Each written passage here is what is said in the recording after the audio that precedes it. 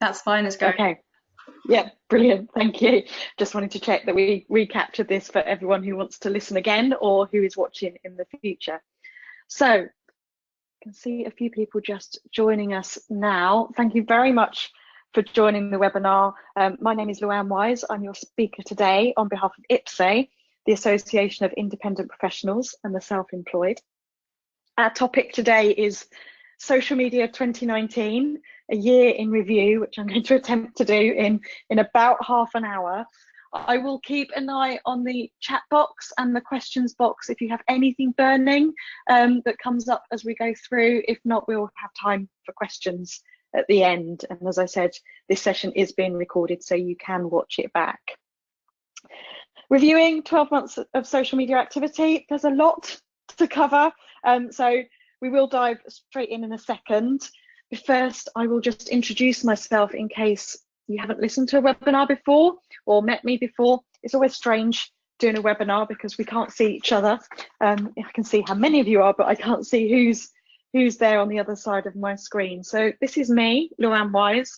I've got 20 years experience. I've worked in advertising agencies. I've worked client side as a marketing manager, and I've run my own independent consultancy for the last 8.5 years.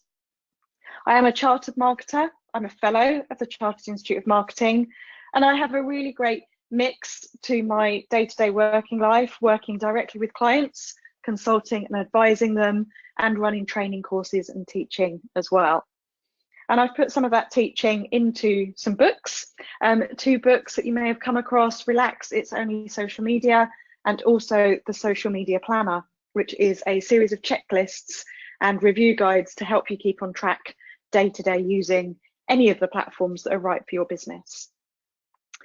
Over the last few years, I have been involved directly with some of the social media platforms.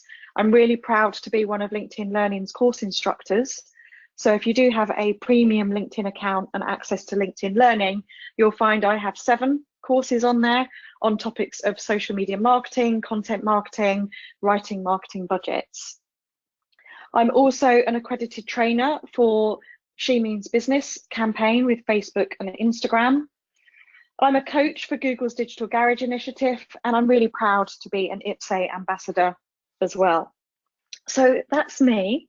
And what I'm sharing today is a brief summary of all the changes that have happened in social media this year. I actually did this presentation 12 months ago, so dug out the slides before I started to see what we were concerned about last year and what I predicted for this year before I got started. And 2018, it's hard, you know, it was so important at the time, and in hindsight, we kind of forgot about this now, but it was all about GDPR. It was all about data privacy issues. It was all about transparency reporting. And we've seen that over 2019, that actually the platforms have really been focusing on those issues.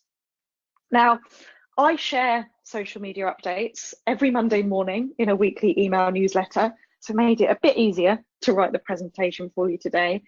And I will share with you links to those at the end, because not only is it in an email newsletter, I also update it as a blog. So if you want to read through all of the changes that I've spotted this year, I'll send you the links for those.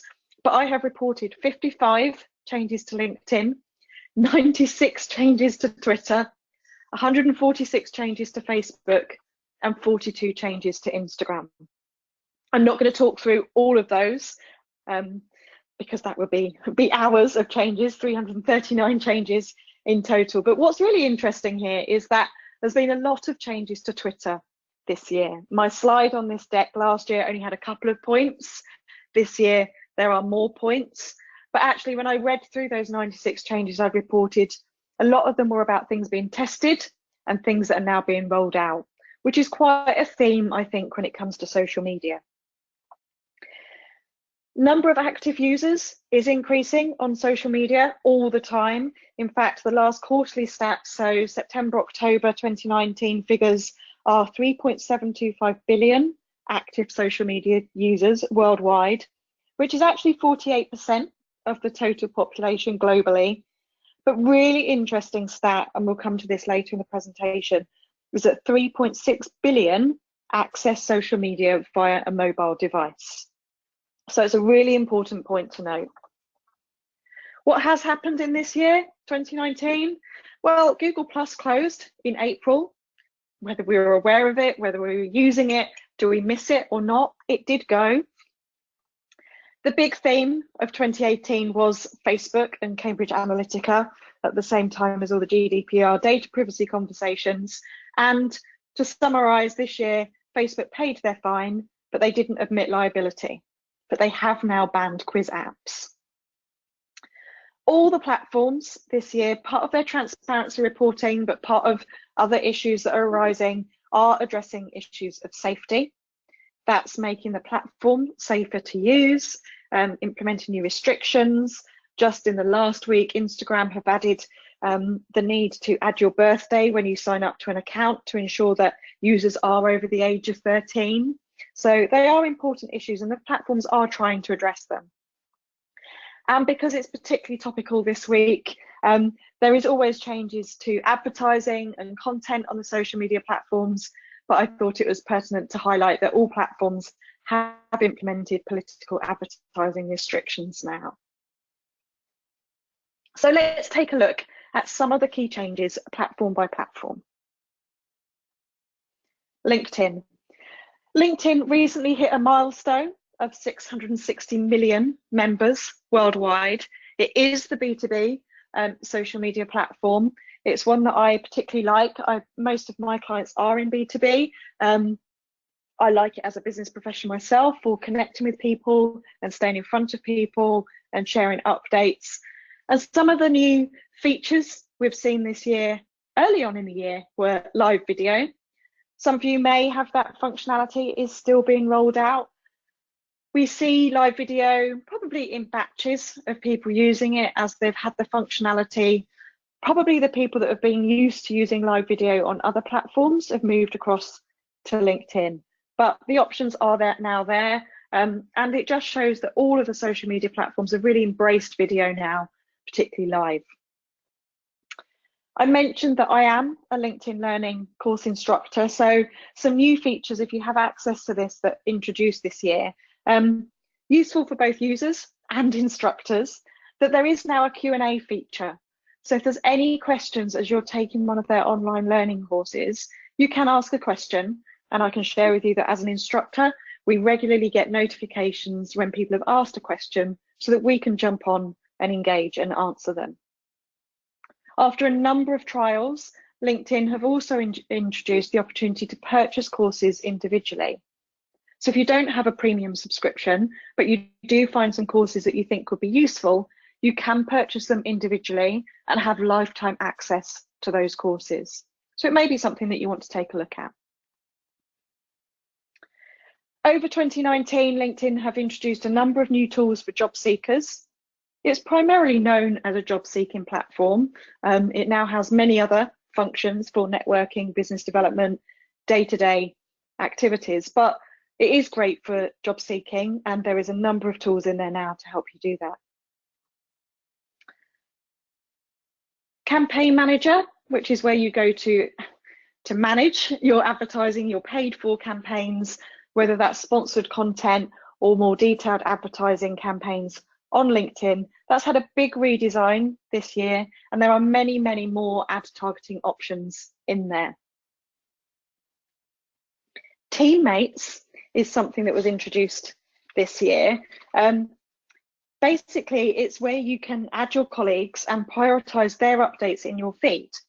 This may not be relevant to you as a freelancer or contractor, but in-house, it's really important to be able to share content with your colleagues and know what your colleagues are up to. So the larger organizations I've worked with have really started to embrace that feature. Reactions. So social media used to be all about the like. We know that Facebook added more options to their reactions a few years ago, but LinkedIn added this year the opportunity to love, celebrate, be curious, and ask questions, I think, are the options, and some people are using those. LinkedIn has provided the option to upload documents and presentations to your profile, which can be useful if it is top tips or a presentation you are always able to embed SlideShare updates, but sometimes people have wanted to add something more to their profiles, and this is a way of doing it now. There has been a number of features for company pages added over the past few months. That's given the administrators more control, more options, ways to notify their colleagues when updates have been introduced. I think this is really welcome, but I don't think that the main focus of LinkedIn is company pages. I believe that's a place where you complete the information, you ensure you have a presence, whether you are a freelancer or a larger organization. If you're a larger organization, I believe company pages are to be used as a content hub, and then individuals share the content to their own networks. And so some of the features have enabled that. And then finally, probably one of the bigger updates that we're still seeing is still being rolled out is LinkedIn events. It's where you would be able to create events, join events, invite your connections, have conversations with other attendees. That's a feature that was introduced in October. So some people have it, some people haven't. You may have received some invites, but it's probably something to watch over the next few months.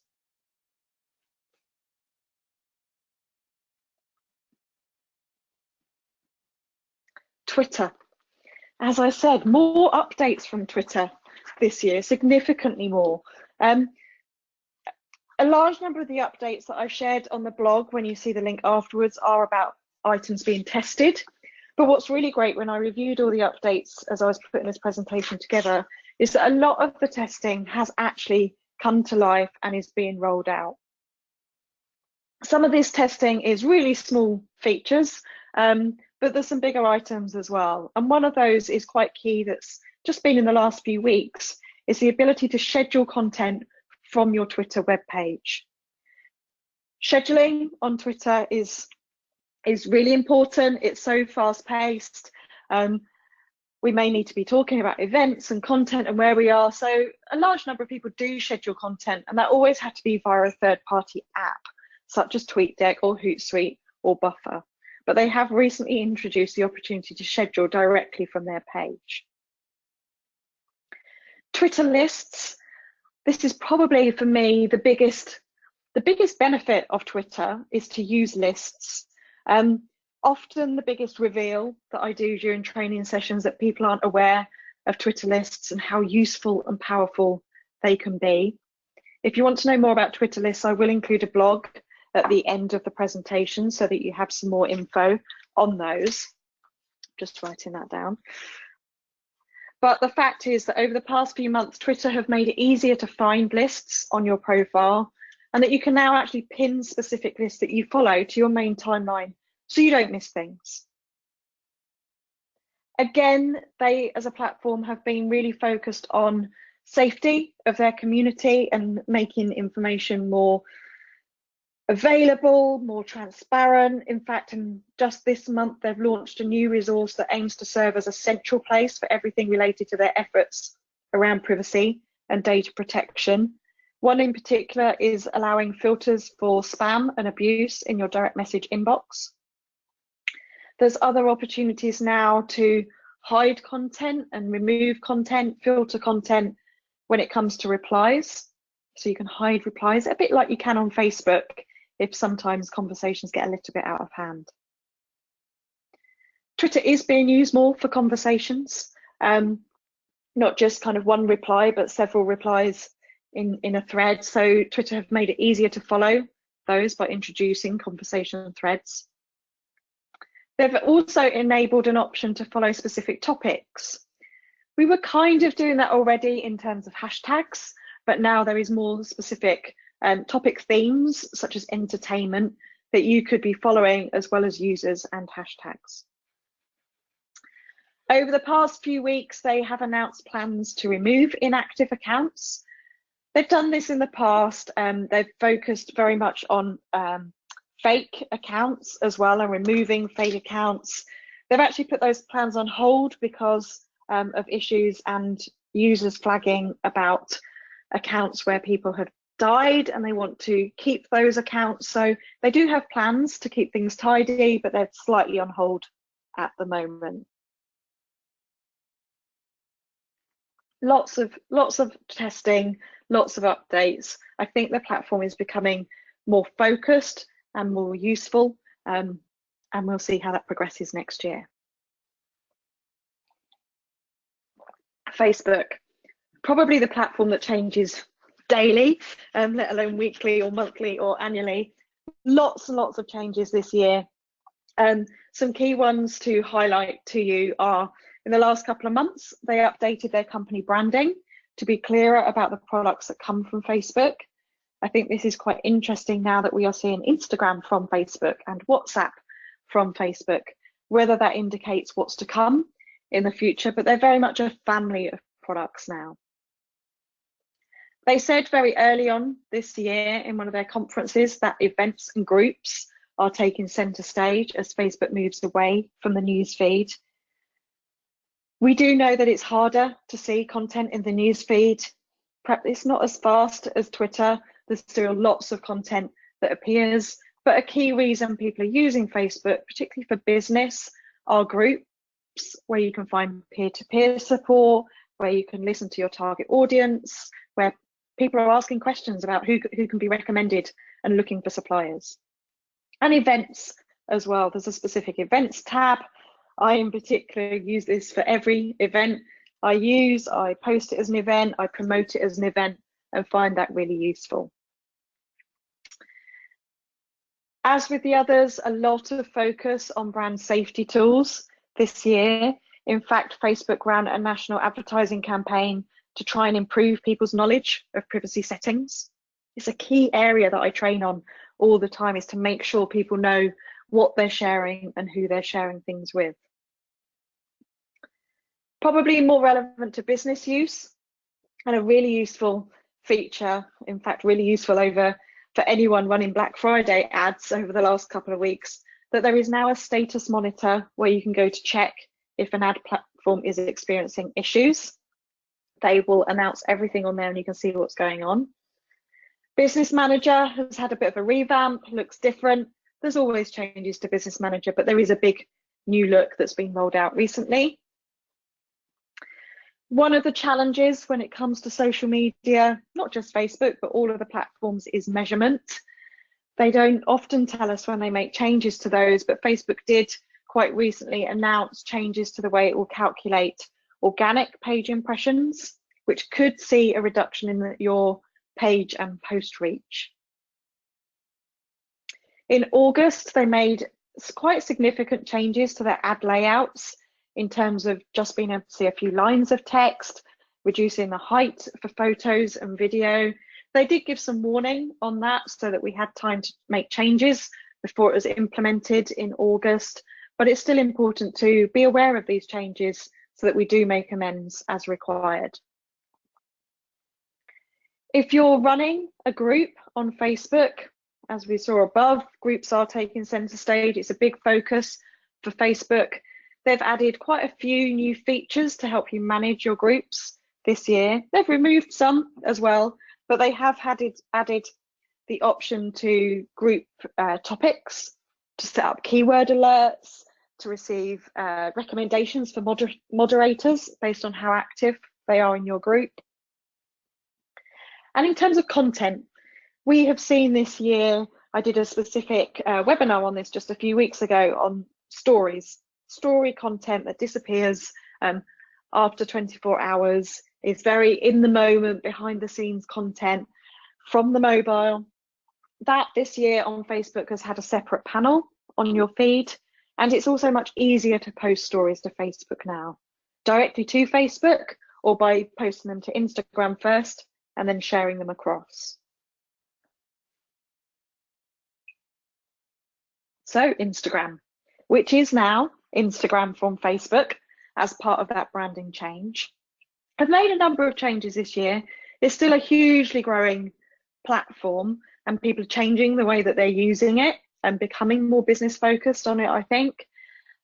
But it's still a great place to go and find inspiration and see things that you love and you want to get involved in communities.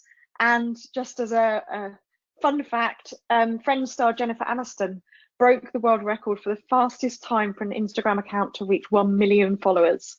And it took 5 hours, 16 minutes for her to do that a couple of months ago. They have been very focused on community safety.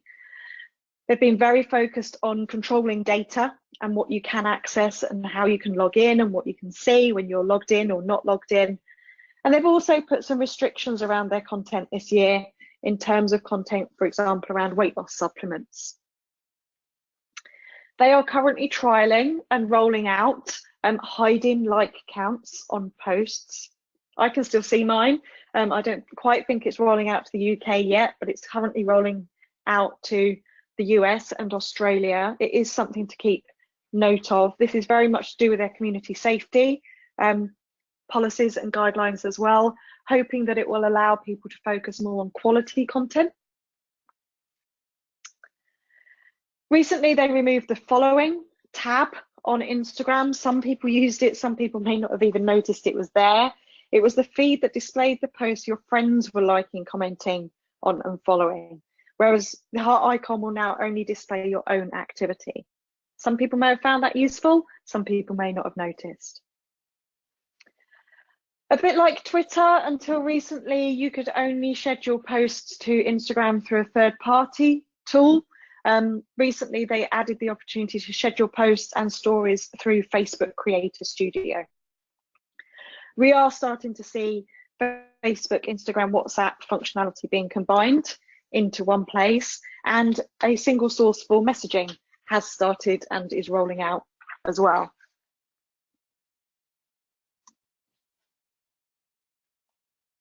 So, what do I think is going to happen next year? Last year, I shared some bullet points, some ideas around what I think was going to happen in 2019, and that was about rebuilding trust, stories, closing the ads gap, e-commerce.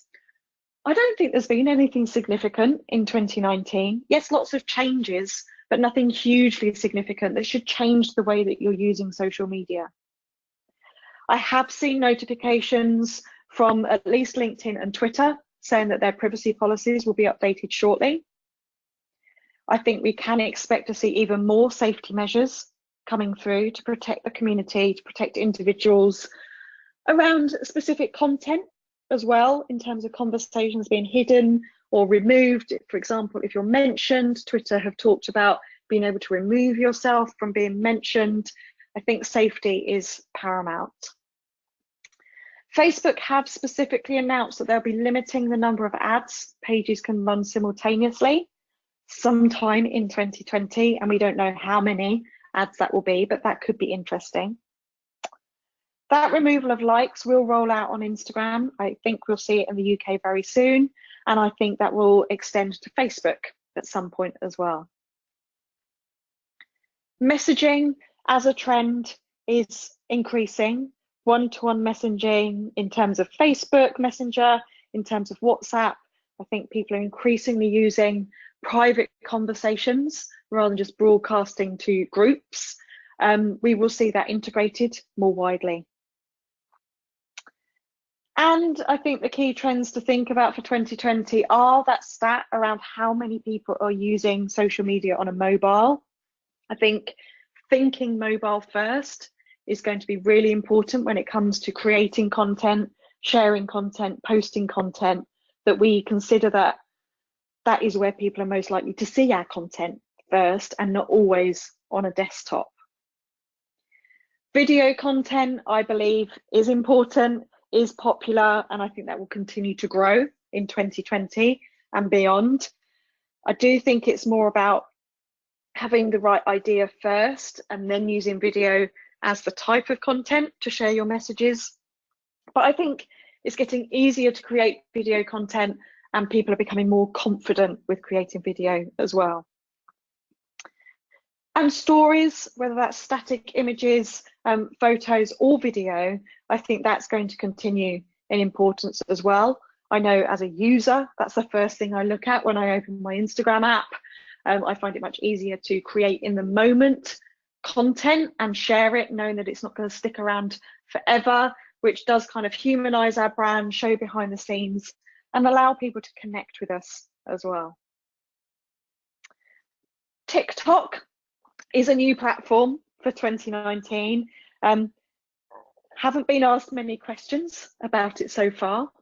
Haven't used it so much so far, but it is on my kind of Christmas New Year break list to really get to grips with TikTok, see what it's all about and how it might be able to be used. So looking forward to seeing if that will become a popular tool in 2020. Other experts are predicting it will, but I'd like to see how that does increase. And my personal wish would be for LinkedIn groups that were redeveloped and relaunched last year. There's still been changes to LinkedIn groups, but I don't think they've quite had the comeback LinkedIn users were looking for. And I'd like to see them a place that becomes active for discussions and thought leadership and good conversations of peer-to-peer support. That's my kind of wish for 2020. If you have any questions, please do pop them in the box. Thank you for bearing with me. It's nearly 1 o'clock. Just while you're thinking of questions or comments, I wanted to share my top tips with you that actually apply for every year, not just 2019 or 2020. And I think that's about having a plan.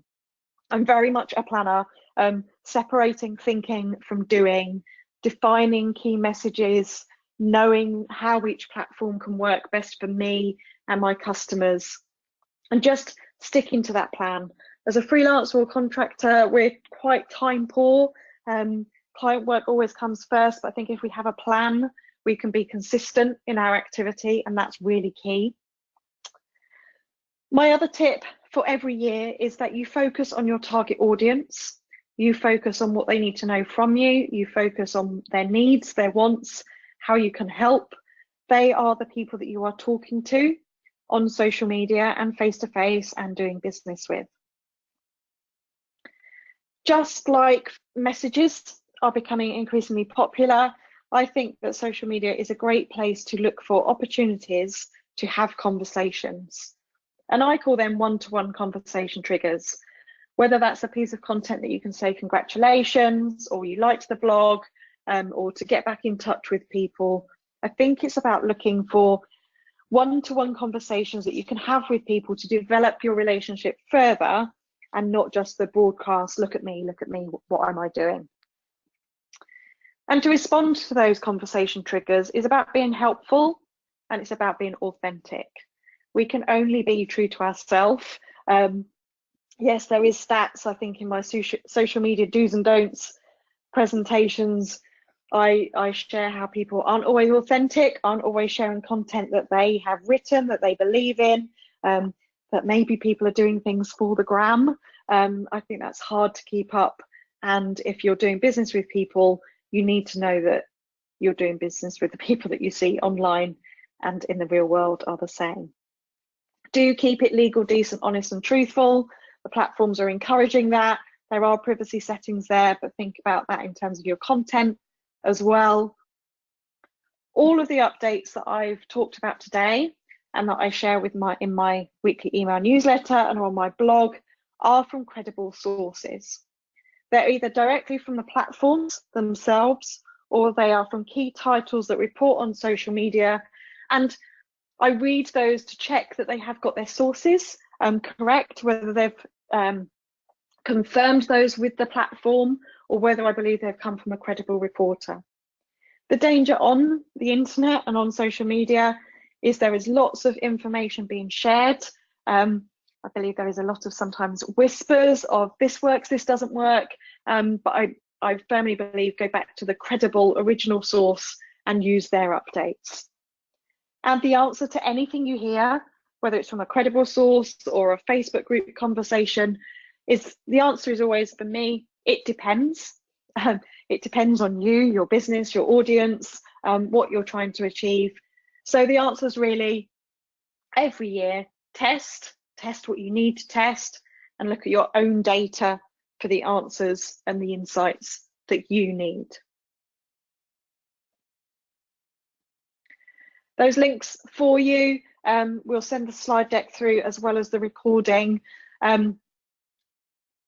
updates, I had to separate them into 2 blogs because there were so many. Part 1 and part 2, that's where you will find links to all 339 changes on the social media platforms this year. If you would like to receive those in your inbox every Monday morning, there is a link to subscribe to my email newsletter, and there are other free resources on my website that will help you with social media. This is my last presentation for 2019. I've done a fair few of them, so thank you for listening. Thank you for listening if you've heard more than one of them. Here is the first series of webinars that we have lined up for 2020. They're always on a Monday at lunchtime, usually about half an hour like this one, and I do hope that you'll be able to join me for them. So it is exactly 1 o'clock. No questions in the box right now. Can you see my phone's flashing with messages of people connecting with me as well? Please do that. You can find me on all the platforms at Luann Wise. If we don't have any questions today on those yet, please do read through the updates. There is a lot to take in. I hope you find them useful. Thank you for your attention today and enjoy the rest of 2019.